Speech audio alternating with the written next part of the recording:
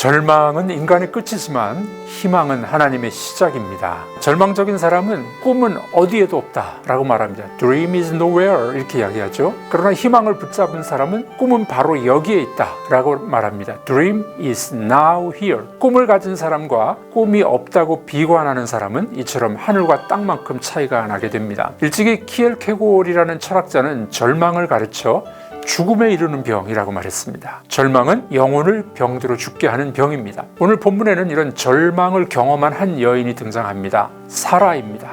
사라의 믿음은 어떤 것이었을까요? 첫 번째로 믿음은 절망을 뛰어넘게 합니다. 11절이죠. 믿음으로 사라 자신도 나이가 많아 단산하였으나 잉태할 수 있는 힘을 얻었으니 이는 약속하신 일을 미쁘신 줄 알았습니다. 부부는 서로 격려하며 서로의 믿음을 세워갈 수 있어야 합니다. 아브라함이 하나님의 약속을 먼저 받았죠. 그리고 사라도 받게 됩니다. 부부가 절망 가운데서 서로 격려하는 사람이 되었던 것입니다. 함께 기도하고 함께 믿음을 붙잡는 것만큼 복된 일은 없습니다. 그러므로 아내는 남편이 믿음의 사람이 되도록 도와주셔야 합니다.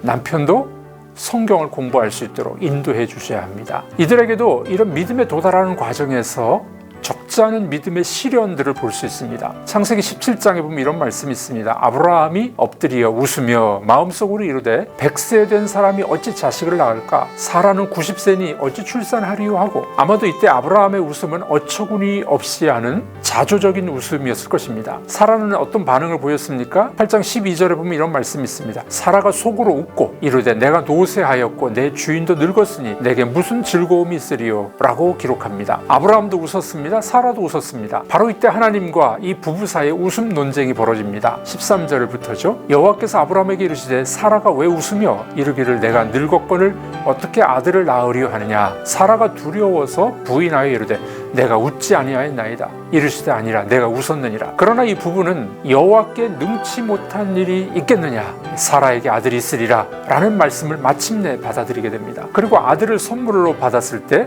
그 아들의 이름을 뭐라고 지었습니까? 이삭, 웃음이라는 뜻이 있습니다. 창세기 21장 6절에 가보면 사라는 하나님이 나로 웃게 하셨다라고 고백합니다. 웃기시는 하나님이시죠. 사라는 마침내 믿을 수 있었습니다. 마침내 회의를 극복한 것이었습니다. 두 번째로 믿음은 절망 가운데서도 약속을 신뢰하게 합니다. 사라의 믿음은 믿음의 여행길에 의심이 찾아왔을 때 의심과 회의를 넘어설 수 있었던 요인이 있었습니다. 무엇이었을까요? 그것은 하나님의 신실하심을 믿을 수 있었기 때문이었습니다. 따라서 이 나이에도 아들을 주시겠다는 그의 약속을 신뢰할 수 있었던 것입니다. 11절은 이 사실을 이렇게 기록하죠. 믿음으로 사라 자신도 나이가 많아 단산하였으나 잉태할 수 있는 힘을 얻었으니 이는 약속하신 일을 미쁘신 줄 알았습니다. 세 번째로 믿음은 절망을 넘어 기대 이상의 것을 기대하게 합니다. 사라가 절망의 순간 약속의 말씀을 믿음으로 붙드는 순간 그녀 안에는 새로운 생명이 잉태되기 시작했습니다. 12절에 보면 이러므로 죽은 자와 같은 한 사람으로 말미암아